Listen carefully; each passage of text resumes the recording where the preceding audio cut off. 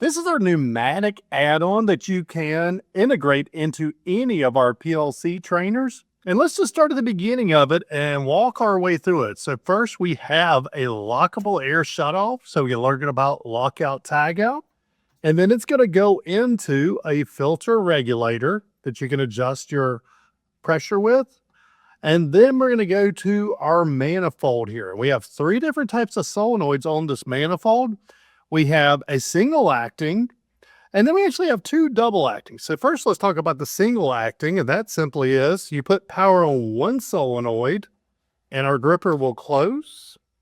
And then when we de-energize, it'll open. Now the other are double actings, or they have coils on both sides. And the first one's going to be the one that extends and retracts our gripper. And so this extends it, that one retracts it. But in this case, this is a center exhaust solenoid. So I can grab it at any time and I can move this one back and forth.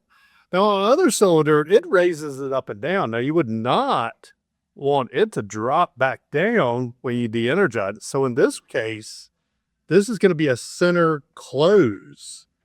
And so if I press on that one, it doesn't actually move. Both of our guided cylinders have extend and retract switches, so you can learn a lot about machine sequencing.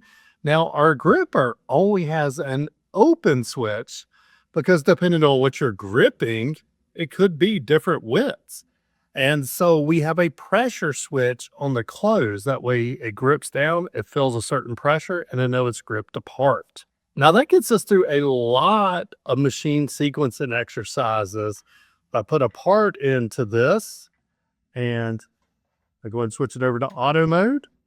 When I press the start button, it's going to close the gripper, picks it up, shoots it over, drops it off, comes back. And there's a lot you can learn about machine sequencing with that part of it. Now, in addition to basic sequencing though, we can learn a lot with this trainer about energy reduction. One of the biggest expenses hissing away in all of our plants are those air leaks. And so we have a flow meter on the incoming line, and that way we can see how much energy it's actually consuming. And as we adjust our flow regulators, we can reduce the energy. And also we can just bleed off some air and start seeing the kilowatt hour cost of our air leaks. That way we start justifying some of our maintenance and repair projects. So click right here to purchase your pneumatic trainer.